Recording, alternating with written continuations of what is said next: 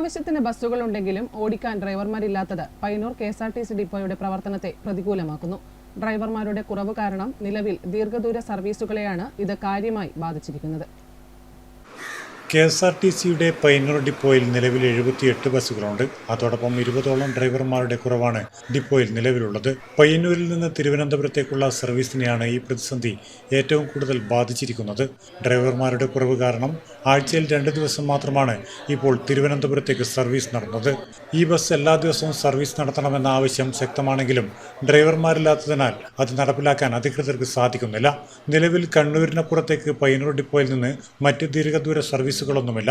നിലവിലെ ഒഴിവുകൾ താൽക്കാലികമായി പരിഹരിക്കാൻ എംപ്ലോയ്മെന്റ് എക്സ്ചേഞ്ചുകൾ വഴി ഡ്രൈവർമാരെ നിയമിക്കണമെന്നാണ് ആവശ്യം.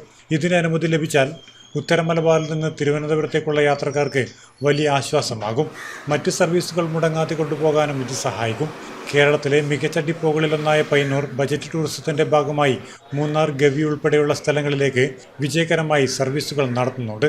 കൂടാതെ വാഹന പുകപരിശോധനാ കേന്ദ്രം ഉൾപ്പെടെയുള്ള വികസന പദ്ധതികളും ഡിപ്പോയിൽ നിലവിലുണ്ട്. ഈ അടിസ്ഥാന സൗകര്യങ്ങളെല്ലാം ഉണ്ടെങ്കിലും ജീവനക്കാരുടെ കുറവ് ഡിപ്പോയുടെ പൂർണ്ണമായ വളർച്ചയ്ക്ക് തടസ്സമാവുകയാണ്. Network news, Payyanur.